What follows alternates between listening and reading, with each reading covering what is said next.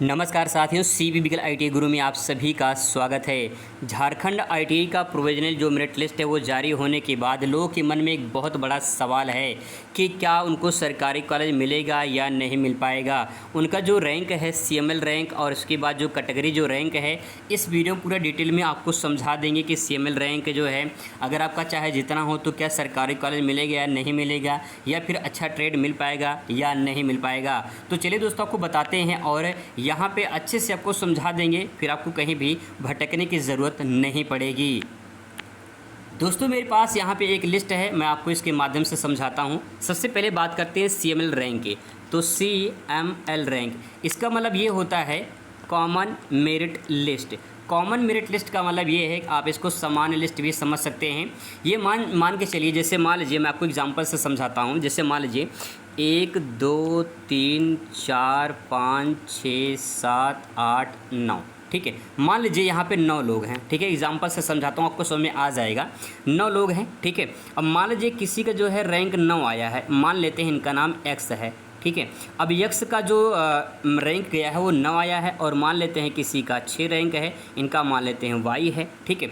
अब मुझे बस इतना बता दीजिए कि पहले जो एडमिशन शुरू होगा वो 1 से स्टार्ट होगा, ठीक है। सिंपल सी बात है, 1 से स्टार्ट होगा।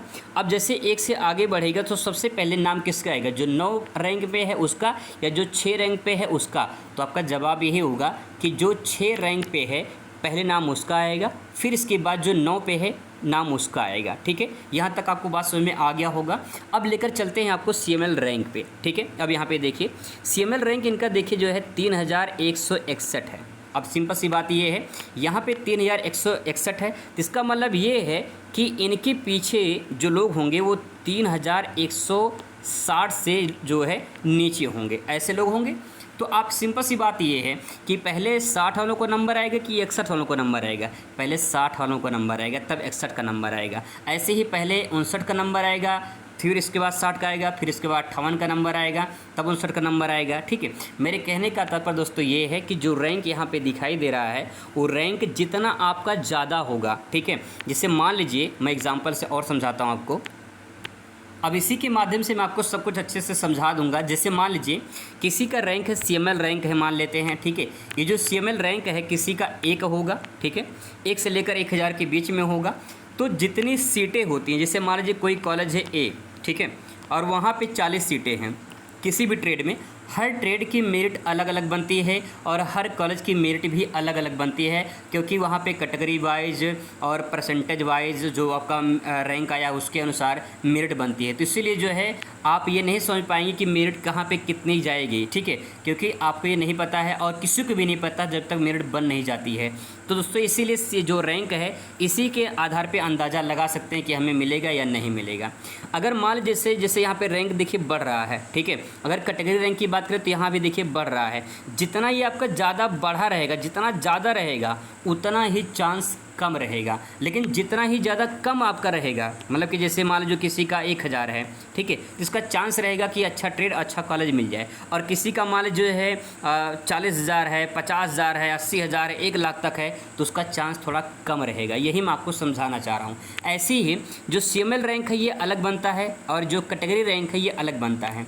कोई भी कॉलेज है उसमें कैटेगरी वाइज जो है आरक्षण मिलता है और आरक्षण के आधार पे जो है आपका कैटेगरी रैंक तैयार होगा और फिर इसके बाद जो है आपका एडमिशन होगा।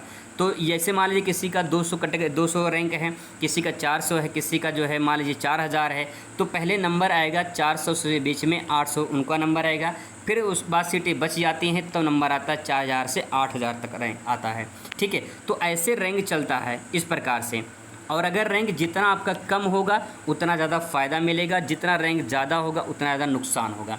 मान लेते हैं कि आपको फर्स्ट लिस्ट में नाम नहीं आता है तो आपको सेकेंड लिस्ट का वेट करना होगा। सेकेंड लिस्ट में फिर से जो है आपको चॉइस फिलिंग करनी होगी और फिर जो है आपको मौका मिलेगा। तो अगर आपका रैंक ज़्यादा है तो घबराएं ना, आप वेट करिए, आपको मौका मिलेगा। अगर फर्स्ट लिस्ट में नाम नहीं आता तो सेकेंड लिस्ट में भी आपका एडमिशन हो जाता है, सीटें बच जाती हैं। इसके बाद जो शुरू होता है स्पॉट राउंड काउंसलिंग, मतलब कि पहले आओ पहले पाओ के तर्ज पे आप डायरेक्ट जाकर कॉलेज में एडमिशन करा सकते हैं, ठीक है। लेकिन पहले जब एडमिशन फर्स्ट लिस्ट की हो जाएगी, सेकेंड लिस्ट की हो जाएगी, तब जो है स्पॉट राउंड शुरू होता है। तो आप घबराएं ना, आपका जितना भी रैंक हो, अभी इसकी फाइनल जो मेरिट लिस्ट है वो जारी होगी, इसके बाद जो है पता चलेगा कि जो है कितना रैंक और हाईएस्ट गया है। अभी ये इसमें करेक्शन होगा, क्योंकि बहुत लोग इसमें जो है अपने कुछ गलतियाँ उसको सुधारेंगे तो करेक्शन होगा, और करेक्शन होने के बाद तब आपका रैंक जारी होगा। और कोई चेंजिंग नहीं होता है तो कोई बात नहीं, अगर चेंजिंग होता है तो अच्छी बात है। मिलते हैं नेक्स्ट वीडियो में नए अपडेट के साथ। Thanks for watching.